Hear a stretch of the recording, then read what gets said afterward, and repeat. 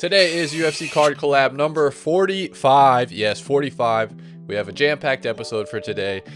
Damian and I will recap the biggest UFC card auction of all time. What does that mean for UFC card sales? And what were our biggest surprises and takeaways from that? We'll talk 26 Stadium Club, the White House card, and our Freedom 250 boxes a must-have. We'll look at some massive 2026 Topps Chrome rookie sales. Damian, it's been a while, man. I am so happy to talk to you again, to have you on the channel. And also, you are all over the world. You're getting black eyes left and right. You're getting and preparing for your first amateur fight. Tell the people about what's going on with you. Yeah, so I'm currently in a Starbucks here, not at Anytime Fitness, but I'm currently here at a Starbucks, right in the heart of Philippines, about an hour's north of Manila. So more in a, I guess, more of a rural area. Still very much civilized here. Don't get me wrong, but yeah, training now for my first ever boxing amateur fight, which is a bit of a surprise. Wasn't planned to have it here. I was more planning to have it in Thailand, but as it worked out, it's happening here, and we're only about 2.5 weeks away. So getting pretty in the mix of everything at the moment. Yeah, man, you're out there really doing it. You can go to Damian's page. It'll be linked in the description. Go watch him get punched in the head repeatedly. I'm excited to see that fight, man. You need to get somebody like some good camera work for that fight. I don't know how that's possible. Maybe one of your coaches can get some good shots of you in the cage or some good angles. But I'm really excited to see that. And we got a lot to catch up on, man. Let's go ahead and we'll get into what's news. Damian, while we were away, we had the biggest UFC card auction of all time. I want to say it was like millions of dollars in cards sold. We have a brand new board. The board looks crazy, man. We've got Conor all over the place. $196,420 sale. We've got Dana White, $79,000 sale. We got, some John Jones crazy 50 grand plus. Let's talk about that, dude. What do you think this does for like the landscape of UFC cards? Were you surprised at some of these prices? Just what are your thoughts? Surprised, yes, I guess in terms of timing. Like we've gone from having 5-figure UFC card sales, and we spoke about, when are we going to get, it's going to happen, but when's it going to happen in terms of getting a 6-figure sale finally? And we have done that. And not only have we done that, we're pushing up near the 200,000, which I guess is a big jump from where we were before. The fighter, I'm not that surprised, especially given the buzz in terms of his return that it's been over the last 6 months now. He's been pretty active in terms of interviews, Conor, I'm talking about here, obviously. So, the money's coming in. For the landscape of the UFC cards, this is great. I think it legitimizes UFC as a part of the biggest sports card hobby at the moment. Obviously, we're on the fringe in terms of sales and volume and things like that, but when you're getting up to some of these higher 6-figure sales, then it definitely adds weight to the hobby in general. So it's a great thing. Yeah, Conor's a divisive guy, right? And I kind of have a love-hate relationship with Conor because sometimes he's super interesting. The Mystic Mac, the Zen Conor, the interview that he gives is really compelling, and he's a really interesting guy. But then you also have the psychopath Conor, and it's like the yin and the yang, right? So he's kind of an interesting character in my eyes. Like you kind of alluded to, I mean, we're talking about the most popular UFC fighter of all time. I think the fight with Floyd, like, that's the biggest crossover fight that we will probably ever see. You're talking about Floyd Mayweather, who a lot of people think is the greatest boxer to ever do it. And he was up near the peak of his powers. I don't think he was in his prime, but he was damn near close to his prime whenever he fought Conor McGregor. Pretty insane that happened looking back on that now.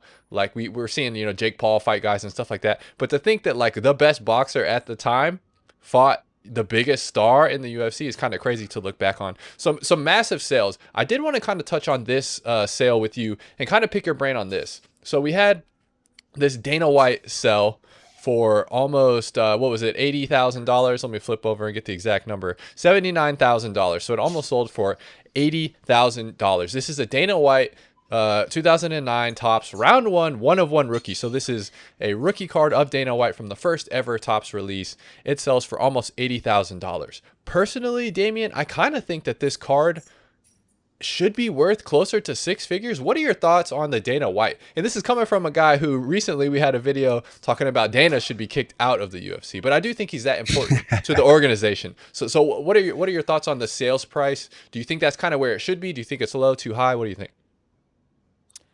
If I was to pick a side, I actually think it's a little bit too high, considering we Okay. have just jumped up to the six-figure sales. You're talking about six figures. Like, it wasn't that long ago, Khabib, with his first auto, I believe, was selling for, the 80,000 around that mark. So, I mean, for Dana White's, are we going to say that's his best card? He's one of one from 2009, round one. Do you think there's a better Dana White card than that? No, I think that's, if I was picking any Dana White card, I'd want the 101 from 2009. So I think that is his best card. Yeah. And as you say, given his storyline with the UFC and where it's came to today, it's a big deal. But yeah, I definitely think that card is probably a little bit more overpriced. But if that's what it's selling for, that's what it's selling for. I definitely don't think it's a six-figure card, in my own opinion. Okay, fair enough, man. What are your thoughts? Because you actually recently on your Instagram, you had a pretty sick Nunez that finally popped back in. I thought that this was kind of interesting myself. We're talking about the greatest women's fighter of all time, Damian. Her 101 true rookie sells for $10,370.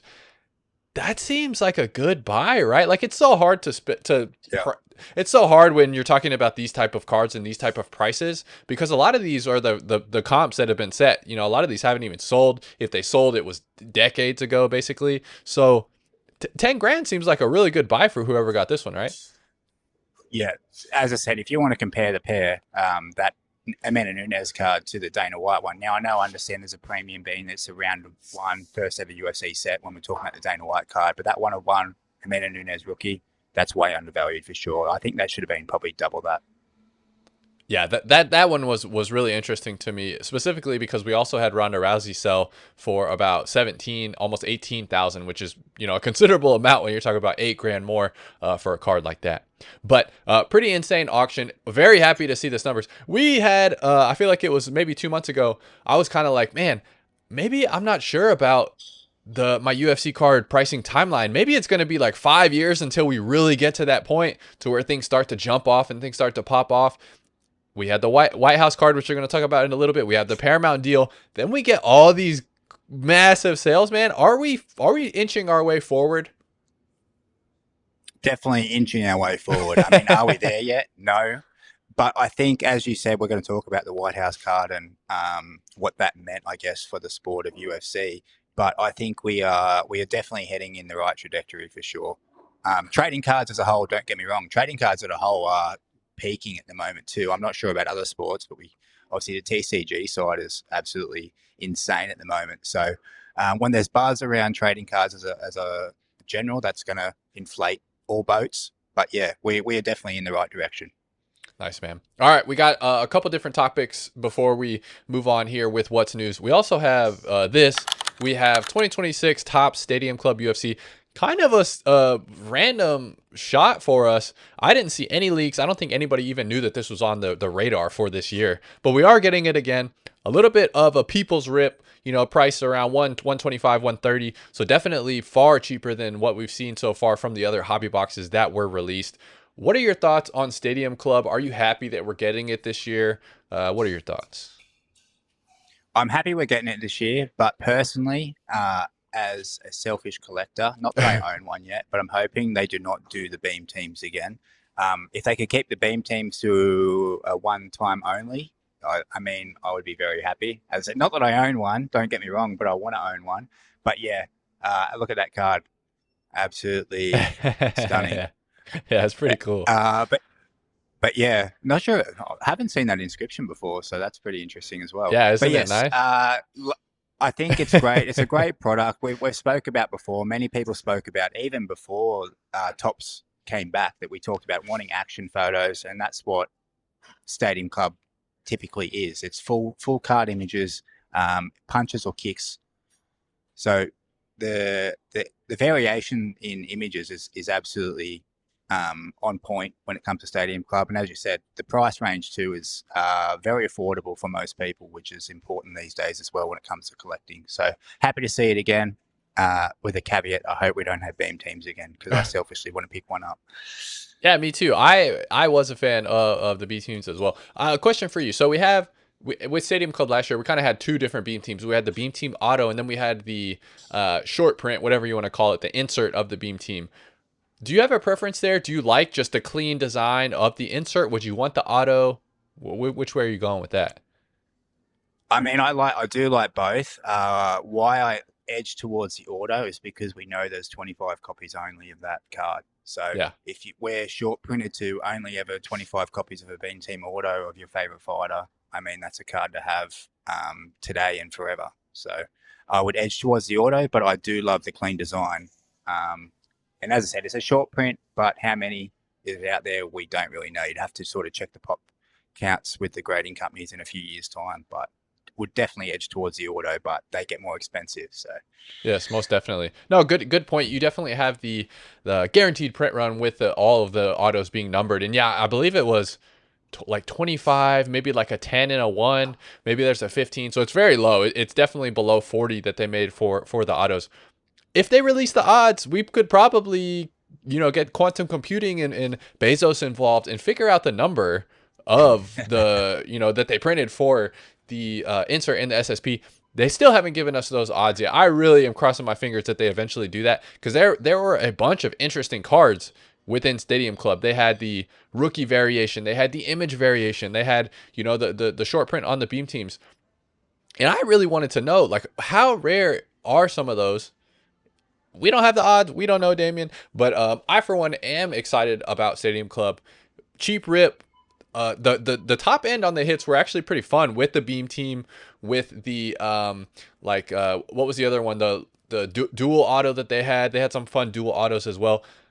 I'm thinking we're probably going to get a lot of sticker autos with this beam team, and maybe that, or with the Stadium Club, and that's why we didn't see the leaks, was because they didn't send these to the fighters. That's kind of my hunch there with that. yeah, you could be right. And we have seen a few more sticker audios this year round compared to what we basically had all on card autos last year, and then we're getting some sticker ones this year, even in chrome and stuff like that. So you may be on the money there with that tape.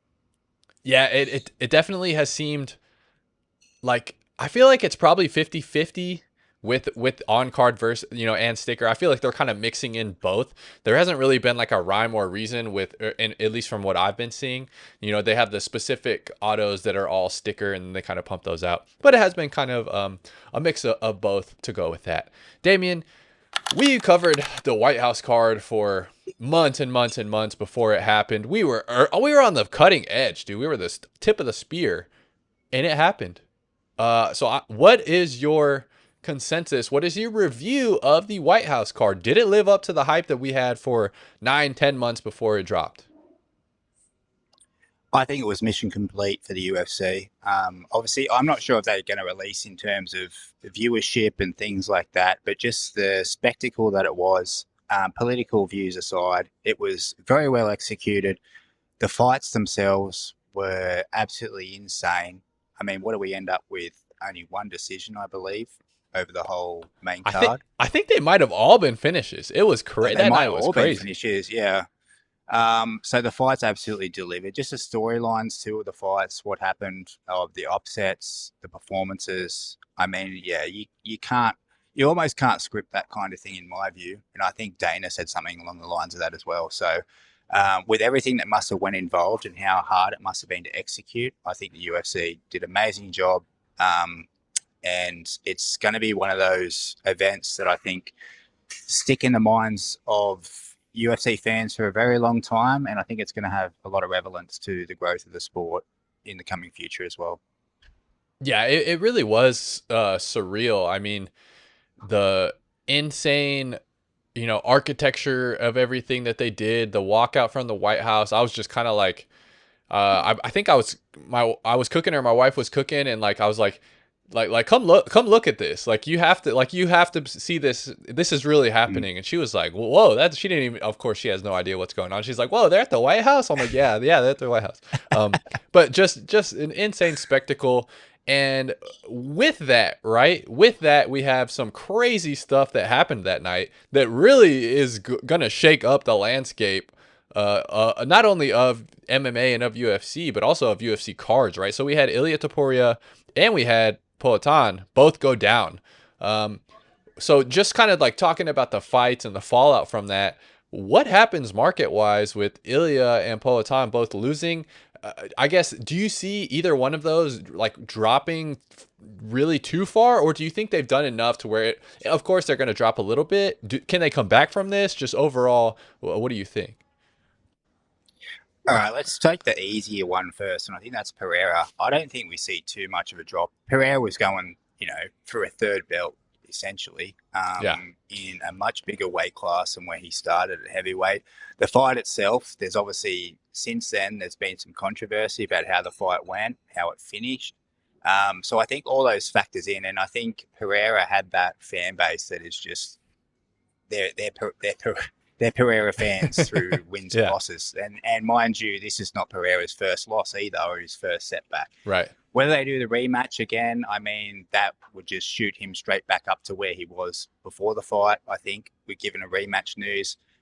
Pereira's already done so much in such a short time. I don't think this hurts Pereira at all. And as I said, if you're a true fan of Pereira as it is, I think you just appreciate what he's tried to do in the sport since starting. So Pereira, I don't think we see a drop. There may not be as much of a buzz, maybe if he had got that third title, then we would have seen a bump. Right. But obviously, yeah, I don't think we see a drop at all. Okay. With Pereira.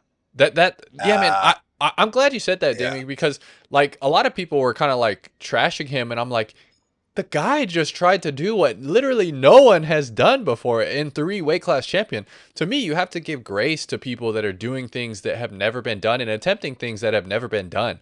If he wins that fight and he is the first guy to ever win 3 belts in 3 different weight classes, like you're talking about, I probably would have put him in my top 5 just on that alone. No other defenses, no other title win. Yeah. Like that's absolutely insane. That's the type of air that he was flying in, right? So for him to lose to Cyril Gahn, I do think he should drop a little bit, but like I definitely hope anyway that his market and people aren't just like selling off like crazy with Poatan, and we'll see what happens again. But I think he could potentially come back, and like you said, maybe he gets a rematch, maybe he fights Cyril Gahn again, maybe he fights somebody else. He could probably still cut down to 205 if he really wanted to. I was going to say, yeah, he could he could go back to light heavyweight and exactly have a rematch with, not a rematch, but have another title shot with Carlos Ulberg, and what a fight that would be as well. So yeah, some interesting stuff there with him. What do you think about Ilya, man? I mean, kind of a different trajectory he's had. He's kind of been in the Conor McGregor legacy, in my opinion, because he doesn't really have a lot of defenses. He's mega popular. He's finishing a lot of people. People love him. He's super exciting. What do you think? How does the rest of his career play out? And do you think he drops?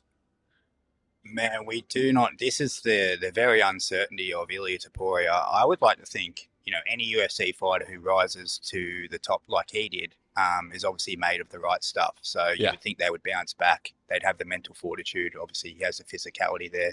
But yeah, as you said, this is a completely different boat. Not only was he undefeated, but he was just slaying everyone and making it look pretty easy too.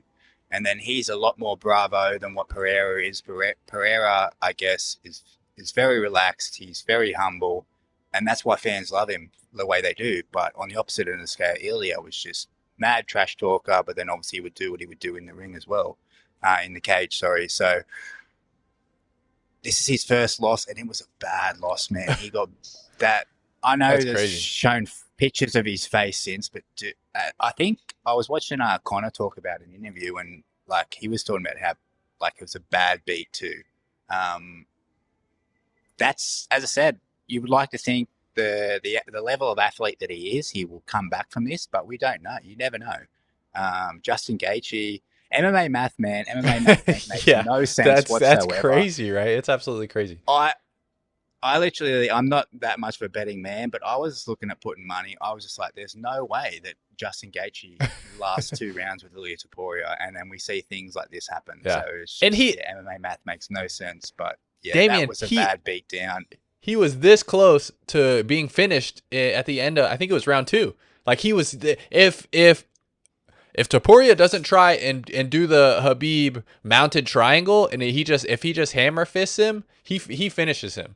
He tried to do the Khabib mounted triangle. He ain't Khabib, dude. Nobody's Khabib. Couldn't get it. Had to kind of swim into like side control, and he was pretty gassed after that point. Tried to go to armbar too, I think, before that. But man, it definitely is a different situation. We're talking about a guy that didn't have that baseline legacy, in my opinion, to really warrant his stuff from not falling as much. I don't think he's quite as stable. If he goes on and he never wins another championship, obviously he's an incredible fighter. He's been an incredible champion. I don't think he's near top 5. Has he had a better legacy than Izzy? Like, I don't know, man. I mean, yes, he's a 2-division champ, but he's won 3 belts. I mean, then you're starting to come into what is more important. Is it the flashiness? Is it the popularity? Is it the 2 weight class? Or is it a sustained longevity run of like 4 years, 3 years, and multiple title defenses?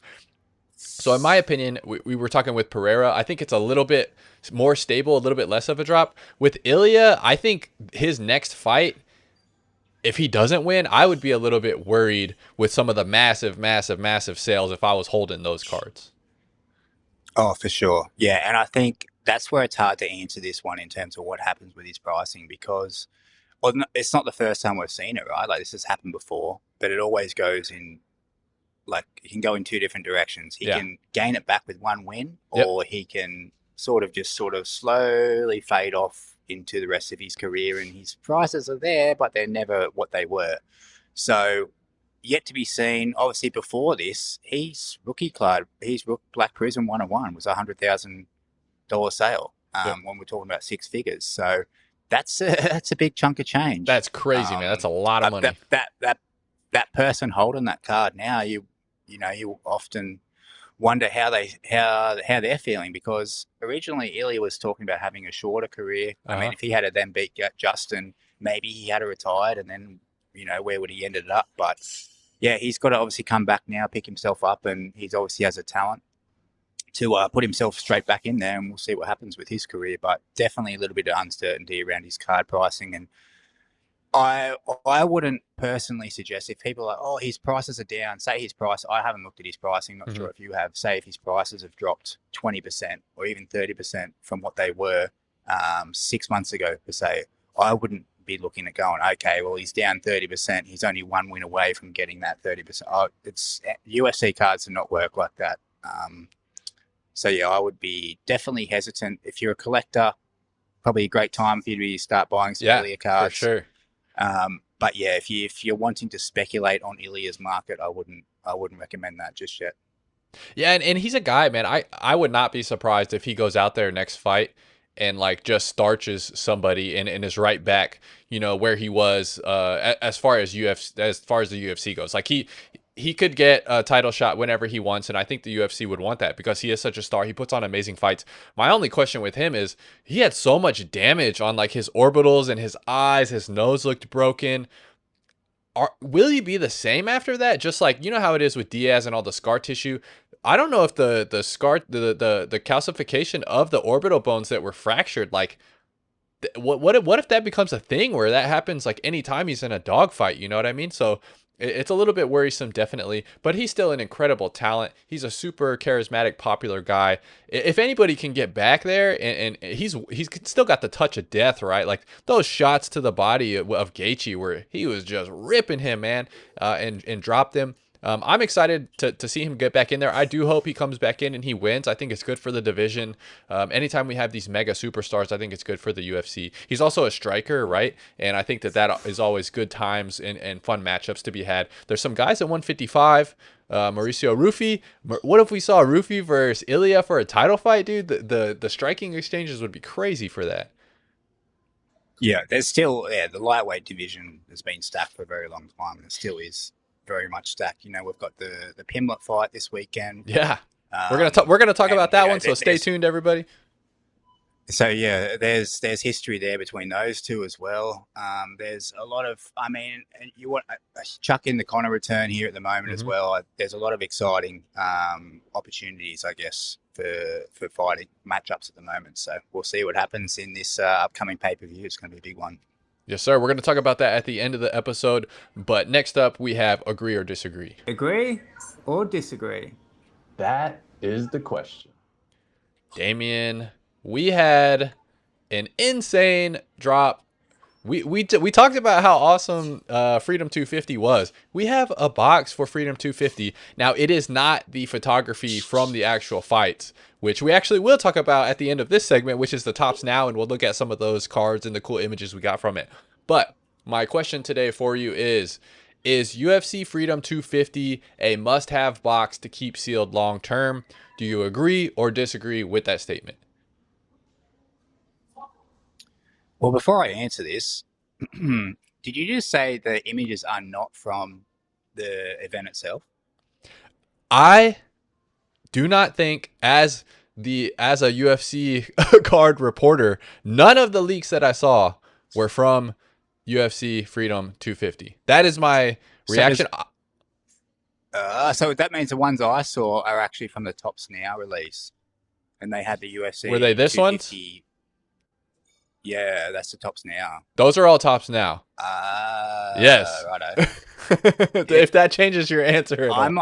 I might have to change my opinion for the second time. So originally, when I read this statement, I had a pretty strong answer, and then I did my research, and I happened to change that answer. Okay. And maybe I have to change this again. I don't know. We'll have to work on the fly here, which is not unusual for me. Yeah, this is when you do your best work. This is when the people get a good snooze in. Yep. Yeah. So traditionally, what I'd looked at, I was like thinking to myself, what would be the hold when we're talking about sealed product?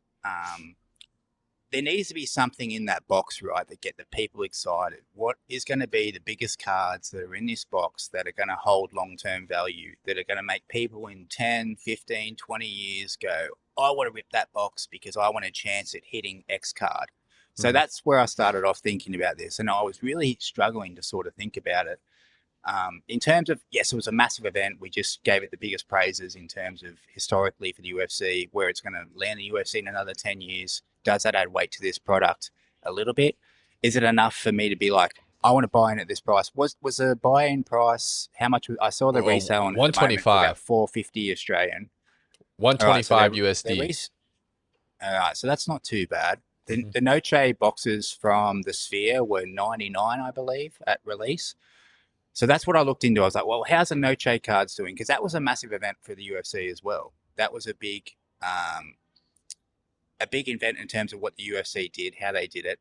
And surprisingly, the Noche boxes at the moment are still holding decent value. And there's not many of them out there. So that made me think, okay, well, if the Noche boxes are doing well, I believe this UFC 250 event is probably bigger, more historical than even what that Noche Sphere event was. There are some cards in that Noche release too that do sell for 4, 5, 600 USD. Even the last few months, so there is demand. I was looking at the images. As it turns out now, they are Topps Now images and not the images from the actual release. And I was looking at them and I'm like, Dan, because they do have image variations, right? For the Topps Now release, Yeah. They have these image variations, and some of those were absolutely insane. We've got the Sugar Show doing his salute. We've got Justin Gaethje, I believe, doing his backflip off the octagon.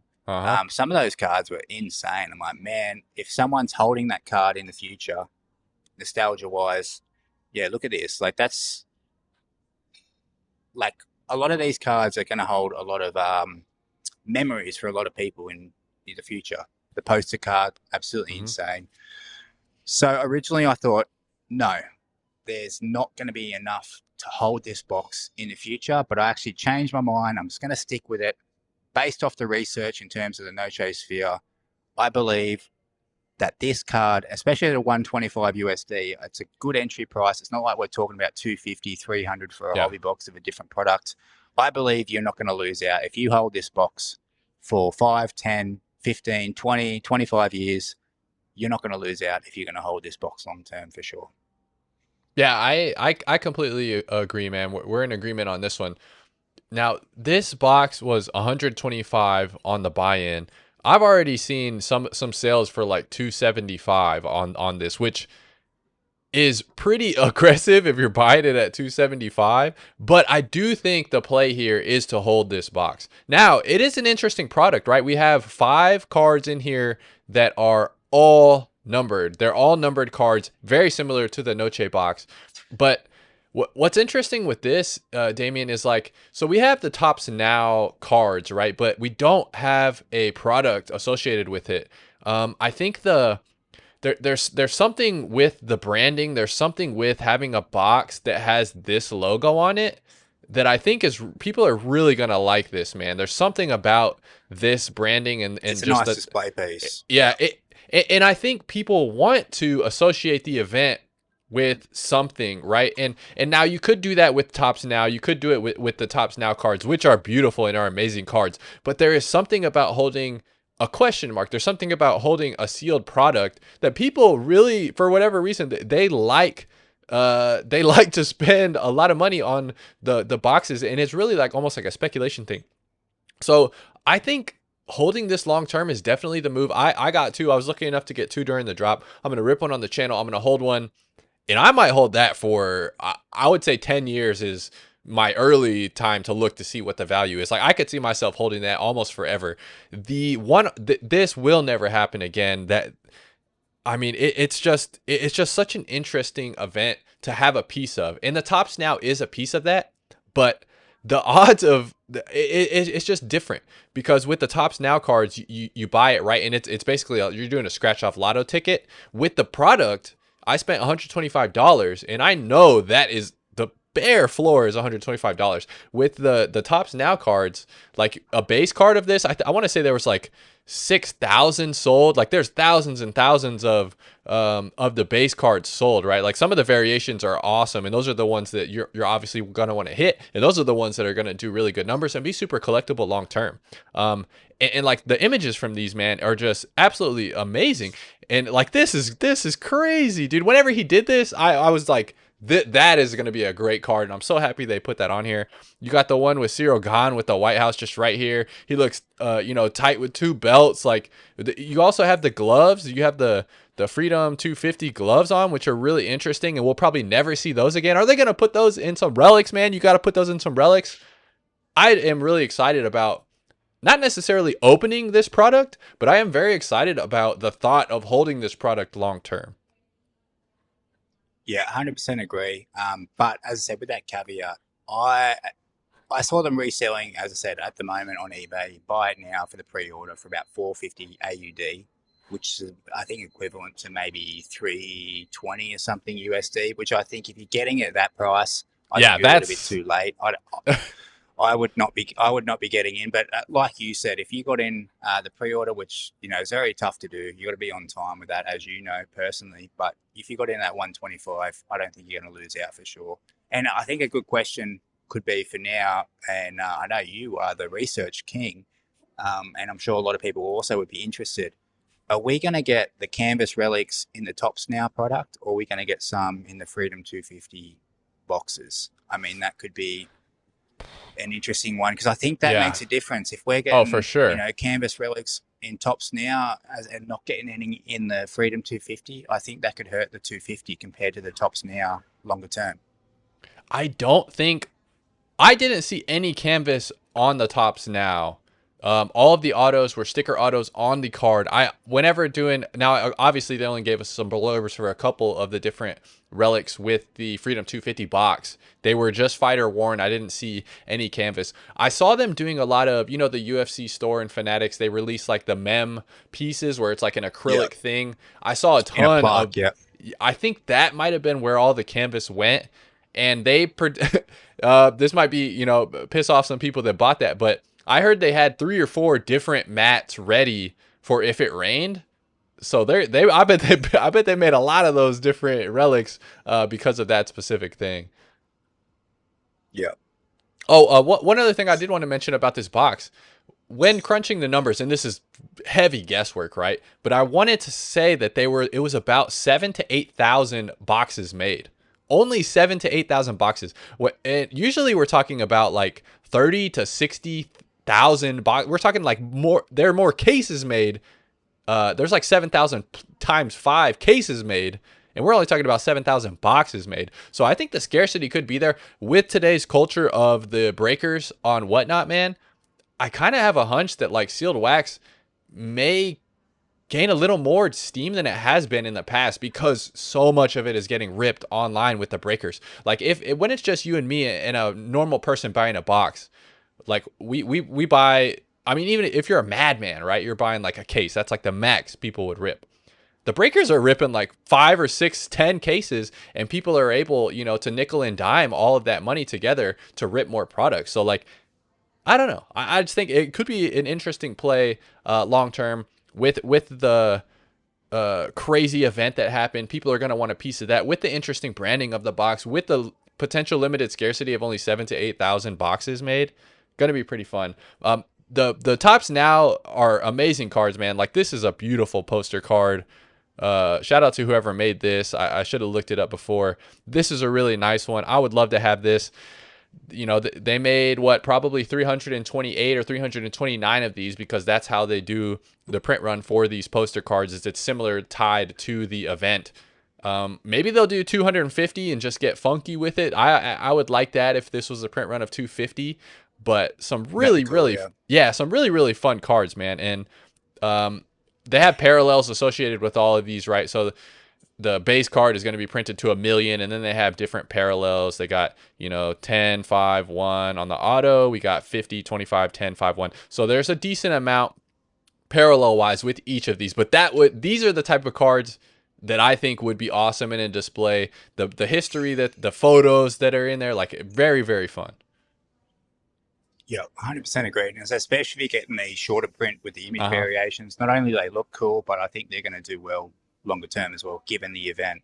I mean, I wouldn't be out trying to get Topps Now cards for every event that the UFC have, but yeah, the historical ones like this, I think definitely can see doing well long term. Nice, man. All right, that was Freedom 250. Let's go ahead and let's talk about some young guns. Let's talk about some rookies. Yeah. Damian, we've had a couple sneaky monster sales, and I feel like these have kind of gone under the radar because they came out very close to all the insane round 1 sales that happened at that big golden auction.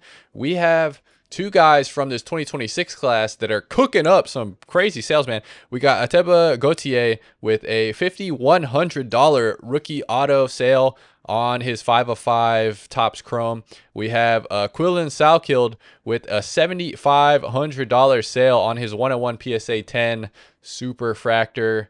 These guys are starting to sell pretty high, man. So I just wanted to kind of talk about the 2026 rookie class and these 2 guys in particular, right?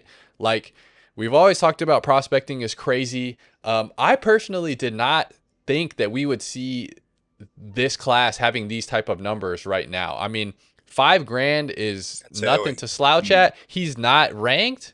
I am high on Ateba. I think he could be a monster, but some really interesting sales. Yeah, and I know Sarkild is probably the biggest rookie from the class that we've had so far from 2026. But man, to be getting the upper 4 figures for his 101, I know it's a PSA 10. But that's surprising. I definitely, if I was to guess at a value of that card, I probably would have about half that, to be honest. But, I mean, we just talked about it before with the big sales. Maybe that's we're inching towards that market now, which is a good thing. Yeah, I had a recent Bat Crew members only video. Shout out to Bat Crew. Also, you can join and you can watch all the members only videos that I'm making at any time. And I'll kind of give you a summation of the long conversation I had about that. And it was basically like, so we have a new ceiling with these sales, right? Like we have 100,000. That did not happen a long time ago either. That 100,000 was like, what was it, 7 months ago, 6 months ago? That's a recent sale. We now have 200,000. At what point should the prospecting be starting to go up? Because we now have guys that could potentially get to that number, right? Like we are going to have, we're going to have a guy like Ilya Taporia again. We may have a guy like Conor McGregor again. He's kind of an, maybe a one-off, but like it could definitely happen. We could see another absolute superstar come in.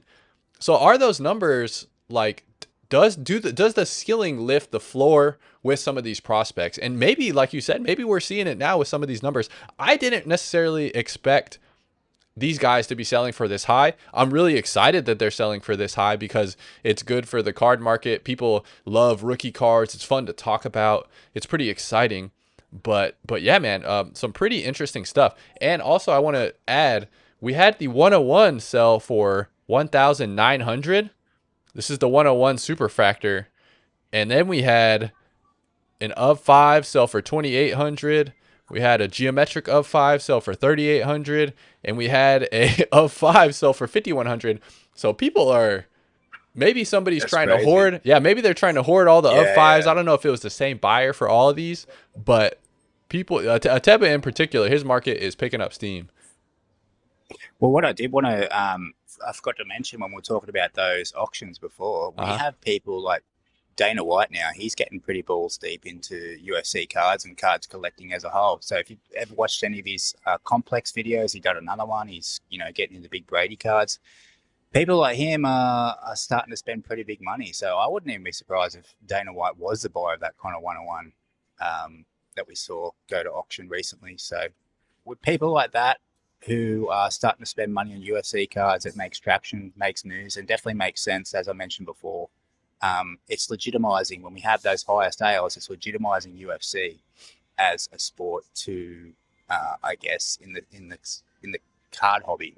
So it makes sense that it's going to trickle down into the prospects and things. Yeah. Super interesting with the whales coming in, and with those massive sales, do they bring other people? Like, will other people actually look at UFC cards now that they're kind of starting to blip on the radar and people are really starting to see some of these insane sales spike over time? We got Quillen Salkilled. He's up to fight Gamrot next, Damian. Yeah. Mateusz Gamrot is, if I was a guy that was holding a lot of Salkilled, I would not want to see Gamrot up next for him. That guy is a nightmare matchup for anyone. He's going to spam a million takedowns. He doesn't get tired. He takes very little chances. He's pretty smart with how he fights. I don't want to see the 2026 rookie lose to a guy that's Gamrot's age, if I'm being honest. And I have some Gamrot cards that I need to sell, and I would rather have Salkilled win. So I'm a little nervous about that. Yeah, for sure. And I mean, I think he's ranked like 9 or something at the moment. Gamrot I'm talking about, and he's only ranked that is because no one wants to fight him. He doesn't get really any fights in the top 5 for that reason. As I said, he's a tough night out. Not the best style in terms of watching, but I mean, very, very talented, very, very tough. That's a big step up for Salkilled. But I mean, if he gets the W there, that definitely solidifies his pricing and pushes him then into the top 10 and towards that title, which is going to get a lot of people excited. So fun matchup, and obviously I'm always going to back the fellow Aussie. So hopefully he gets the job done. Yeah, I hope he does too. I think it's just better for storyline. It's better for the UFC. So it's literally, I think, except Gamrot and his hardcore fans. Sorry guys, but I think everyone else would kind of like to see the young up and comer go ahead and get that dub. Yeah. On the inverse side, we have Ateba Gautier, who we just talked about selling for, $3 to $5 grand, which is very, very healthy sales. Unranked at 185, guy that hits like a truck, framed to potentially go up to 205 as well, which is always interesting and something that you'd want to see with some of these guys, especially with how many people are winning 2 belts, at the different weight classes. But a guy that's unranked. We have a guy that has Gamrot up next. Prospecting is always very dangerous. I just wanted to go ahead and tell everybody, prospecting is very, very dangerous. It's a gamble on these guys, man. It is a fist fight. As Damian knows, getting punched in the head all the time, anything can happen in there. Absolutely. But seems like we aren't giving financial advice. Here's an unscripted question for you, Zach. Oh, all right. You were given $1,000 by a private investor today, and they said, listen, Zach, you know about UFC cards. I know nothing. I'm going to give you just $1,000 right now. to speculate on a fighter. It could be one card, multiple cards, you're Okay. choosing. But I want to have $1,500 back by the end of the year. Who are you going to be prospecting on? Who are we going to be speculating on? Is the Could be any goal? fighter. Doesn't have to be a rookie. Okay. So it has You to can go from pick any 1,000 to fighter. 1,500. Yes, and as I said, it could be across one card, two cards, three cards, five cards, whatever you want. That's your budget, and that's the goal. I'm gonna hold some things close to the vest on this because I have a guy I'm buying a lot of, but I will say that I would pick one card because whenever you're talking about percentages and stuff, like the most expensive, if you're trying to make, and that's a big percentage that you would need to get back, but if you're trying to make 50%, if you take the whole $1,000 and you take that 50%, I think that's going to be easier than trying to take $200 5 times and make that way, if the math even works on that. But I think it's a little bit easier to make the sale on one big card and potentially make it up. Now it is a little bit more risky, but the investor is bonkers and wants big returns. Then I think you're going to have to swing hard, right, and go for the fences and go yard. So I do think it would be better served for people that are trying to do that to go after the big fish. If things are going to rise, you want to have the max amount of dollars invested to rise up with you. That's just going to give you a better return. A 10% return on $1,000 is much higher than a 10% return on 100. Like that's just basic math. So that I would definitely go after the most expensive card you could possibly get in that scenario. Damian, we also have another big guy, big rookie coming up on this fight that we are now talking about with UFC 329. We have Gable Steveson, who also fits into rookie radar segment because he's going to be a rookie. How excited are you to see him? And then do you think he'll be in the 2027 rookie class? I definitely think he'll be in the 2027 rookie class. I'm excited to get some heavyweight, heavyweight buzz. And I think he can bring that, especially because we're talking about an Olympic gold medalist who has already had some crossover in the WWE, but also is very closely tied to John Jones, who I believe is probably even going to be in his corner when he fights. John Jones has basically been mentoring him for some time now. And as I said, given his accolades already, he could be a big problem in the heavyweight division, and it's going to be fun to watch his career. Yeah, I think I saw a thing where he's the biggest favorite at -4,000 betting line that they've ever seen in the UFC, which is like, why would you ever bet on I don't know. That's crazy to me that you'd have to bet like that much to receive anything back.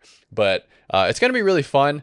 I wanted to go ahead and show this because I thought it was funny. You have like the most highly touted prospect that we've seen in so long, and they don't even have a face on him on the UFC.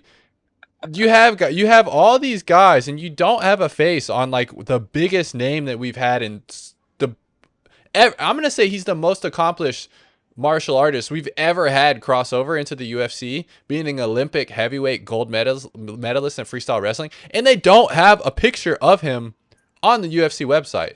That, in summation, is just everything that's wrong with the UFC right now, and that's crazy that they're not fixing that, and you're not trying to push this guy because of John Jones, because of the accolades, because he's a household name in the wrestling world, because he's an Olympic gold medalist in the heavyweight division, which is the scariest guys on the planet. What are we doing, UFC? How does he not have a picture on the website? Yeah, I don't know. They should have got his driver's license photo or something at least. But yeah, I don't know if there's something that happens fight week in terms of he hasn't fought yet, so that's why they don't have the picture up. I don't know if they take that picture fight week or what happens, but yeah. I don't care. You go to the Google Images and you find a picture of his face and you put it on here, Damian. It's absurd. I don't care. You put his picture on here. He's gonna be the next Golden Boy, and he doesn't have a picture on the website. It's insane. Yeah, well, we say this every time. I think even at the point, Zach's that big now. Not only Topps fanatics are watching, but I think UFC and even Dana is has got you on the elliptical machine. So Yeah. I we might wish. see I that wish. VIX we might see that VIX in the next few hours. That'd be hilarious. Oh, we talked about him potentially being in 2027. Dude, I am worried that he's not going to be in the 2027 rookie class because his debut is pretty late in the calendar year. Like we're winding down in 2026. They probably already printed 27 cards though. This is what I'm thinking. Like they might have already printed Chrome. They might already be working on the next set. Well, or maybe it's not Chrome next year. Maybe they're having a new set come out. But you know what I mean? Like we're so late in the year that I'm worried it might be one of those situations where Gable comes out in 2028 and people are clamoring for his cards. Now we could end up with a situation, I guess it's kind of good and bad. We could end up with a situation where he comes out in 2028 with rookie cards, Damian, and maybe he's won 3 fights already and he's like high in the rankings and he's just buzzing. Think of Hokit in 27, right? Maybe we get that for Stevenson, and maybe he's coming in like how Poatan did, where when he got cards, he was basically at a title shot level. That could be pretty interesting. Yeah, no, I strongly disagree. I think even if they are manufacturing 2027 product already, which as you said they probably most likely are, I think we get Gable Stevenson at some point next year. Might not be the first release, but I do believe his rookie card will be in next year's product at some point. And I guess that leads the question, what does his UFC rookie card do in terms of value compared to his already 2022 WWE Prism rookie cards? Man, that's an interesting question because you have, let me pull it up. You have some big sales. Like he's got some monster sales, and you're talking about different sectors, right? Like WWE has pretty good sales volume. They have pretty high sales. You're looking at 14K. Now this is kind of an outlier, right? Like look at the drastic difference there. You're talking about 10 of 10, 14K on that one. You're talking about $5,000 on this one so that's a little bit more reasonable, about $5,000. Damian, we just talked about Atepa Gautier having a $5,000 card sale. Gable Stevenson should be way above $5,000 if you're asking me. And I'm not a guy that prospects a lot. I would potentially prospect. Obviously, the price matters, but this is a guy that his accolades are like otherworldly accolades. This is the best wrestler we've ever seen come into this division. We've seen what good wrestlers can do in the UFC. This could be the perfect storm, or he will be the biggest bust of all time. Like those are the only two outcomes. Either he is, a superstar, or he is the biggest bust of all time. So it's going to be an interesting career for him.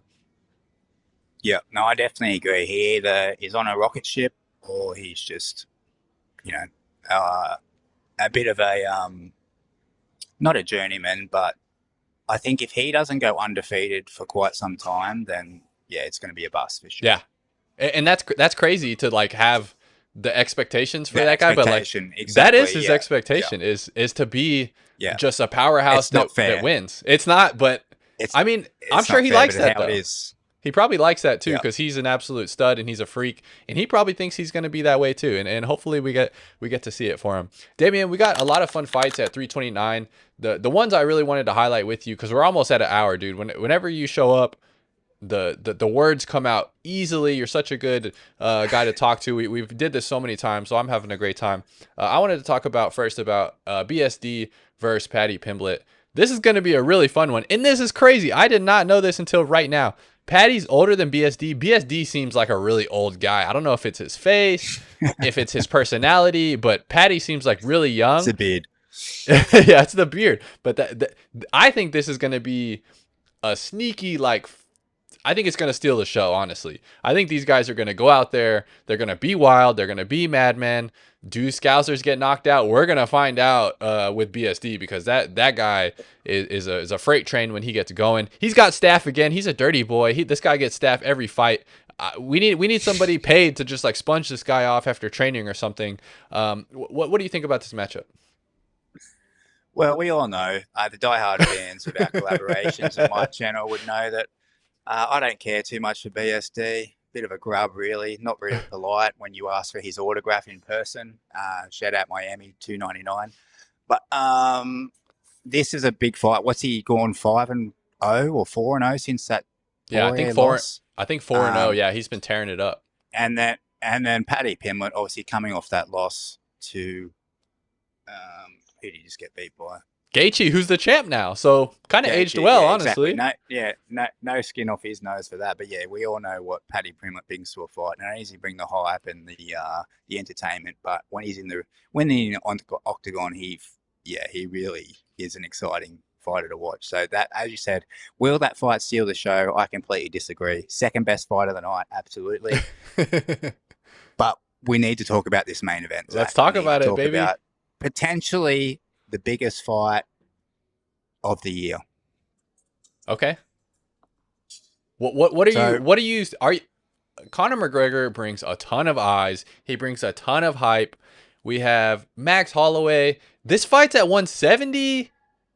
Why are you so hyped about this? I want to hear, because you're a pretty big Mystic Mac fan, right? Like, and you're a really big Holloway fan. So what makes this really special for you, and what makes you so excited to see this fight?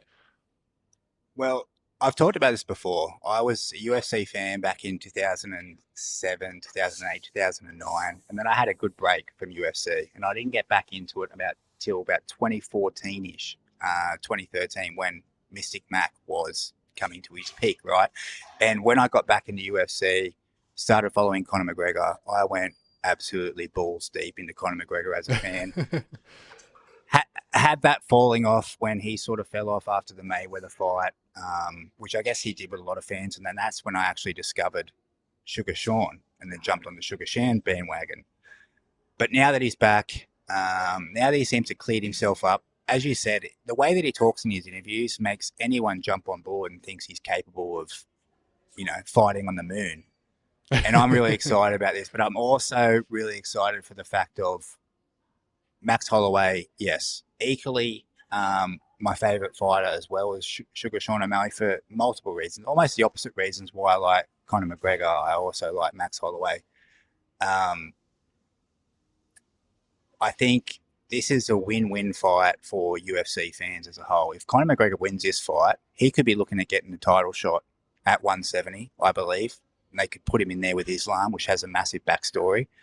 But then if Max Holloway wins this fight, I think this only does great for Max Holloway and his career and his legacy as well.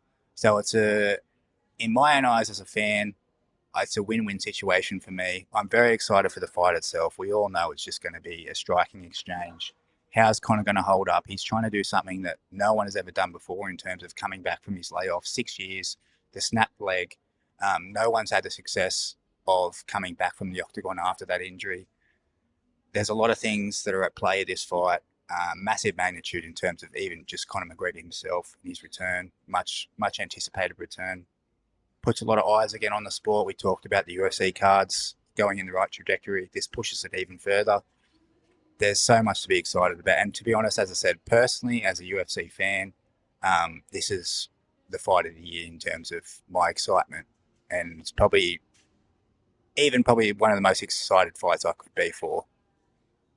Nice, man. Yeah, anytime you can get two of your favorite fighters in there, two great storylines if either of these guys win. You said, Conor McGregor wins. He can kind of name his... Max Holloway is a very, very good fighter.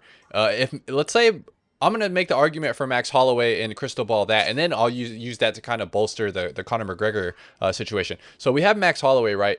He lost to Ilia Topuria. He hasn't won a title fight in, I think it was like 7 years. It's been 7 years since he held a title, but he just beat Gaethje, who is the title holder at 155, and he knocked him out cold in the last few seconds of the fight and look one step ahead that entire fight. So if Max Holloway beats Conor McGregor, Max easily could call for a title fight at 155. You'd have to imagine he would be the favorite against Gaethje if they were to run that back, since he beat him last time for that BMF belt. Okay, now we have Conor McGregor. If Conor McGregor beats Max Holloway, who, as we just talked about, has been at the top of the heap and beat Gaethje, does he get the Islam Makhachev fight? Dude, Islam Makhachev would beat the brakes off Conor McGregor if they made that happen.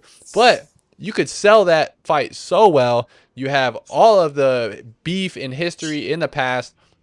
You have a guy that right now in Islam Makhachev, if he beats Ian Gary, like, you have some interesting matchups that on paper I would rather see. You have Michael Morales, very difficult fight for Islam. You have Carlos Prates, who's surging, very difficult fight for Islam.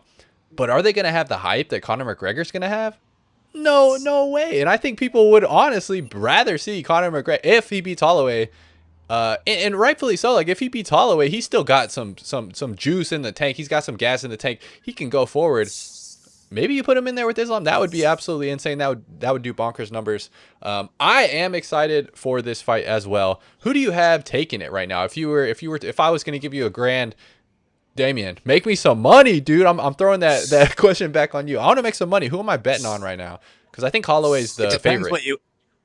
It depends what you want to do. If you want to sit and watch Conor McGregor interviews for the next 6 hours of your life, you're going to put all your money on Conor McGregor. But if you stay away from his interviews, if you think about it logically, Max Holloway has his fight every day of the week. So if I was a betting man, which I'm not, I would be putting my money on Max Holloway for sure to win this fight. But as I said, I'm just excited for it.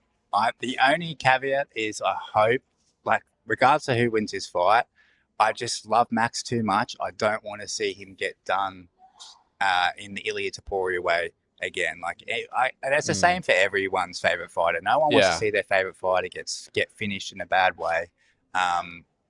So I hope it's just a 5-round war. Let the best man win, or let Max Holloway win in whatever style he wants.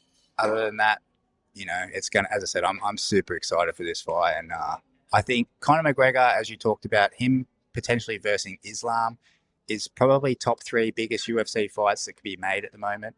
And then even if we have a situation where Conor wins, or Paddy wins, or Paddy wins, Conor loses, I think Paddy and Conor could be an absolutely bonkers fight as well in terms of viewership. So there's a lot, as I said, we said this before, there's so much opportunity, there's so many exciting possibilities for UFC over the next year. It's a great time to be a fan. Great time to be a fan. Great time to have you on the show today, Damian. Go ahead, before we get off, tell the people what you got cooking, where they can find you, anything you want to plug.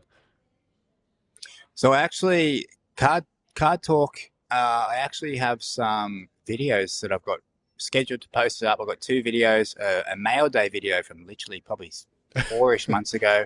And I have another video coming out, which will be out in a week or so, where I rip apart relic cards from older Topps to see what's on the inside of those relic cards. So stay tuned for that one. Very, very interesting. I was actually surprised at what there is to find. And then on the other channel, as I said, I'm about 2.5 weeks out from having my first ever boxing amateur fight. Doing it the rushed way, but I guess that's the best way to start it. Enjoying the process. I'm very blessed in terms of what I'm doing with my life at the moment. I'm very excited for what's next, what's coming. So if people want to follow that, as Zach said, they can jump in the description and follow me over at Dames Clegg here on YouTube as well. Appreciate this, Zach. Obviously, I haven't done this for a couple of months now. It's always a good time. Hopefully, obviously, Zach's got a lot going on in his personal life, but hopefully we can get these back to some sort of regularity as well. But always appreciate being on Zach's channel. Yes, sir. We have ups and downs. The schedule changes. The tide flows. But we're always here, man. And when we get things back to equilibrium, which they're starting to even out on my end, once you get solidified on a potential home country, this guy's just hopping countries. This guy's crazy, man. World traveler over there. We'll be able to get it dialed in. Even with how crazy things have been over here, with how crazy things are with you, we're still able to make this happen. And this has been, one of the craziest life shifts that I've ever had. And we're still making it happen. So I think things will get lined up here again pretty soon, within the next few months, I'm hoping at least. And then we can get back to some regularity. We can get back to having this every pay-per-view and seeing your beautiful face on the channel a little bit more frequently. I was waiting for it. Normally you start off the show with the compliments, but you've left it right at the end. But 100%, Zach, appreciate it. Wherever we are in the world, we both still have a strong passion for UFC cards and collecting in general. And as I said, we talk about it every time. You and I get along so well. It's just so easy to do. So definitely happy to make this work when we can. And hopefully we can, as I said, get it back to a regular schedule for everyone. Yes, sir. All right. Thanks for coming on, Damian. See you, everybody. See you, everyone.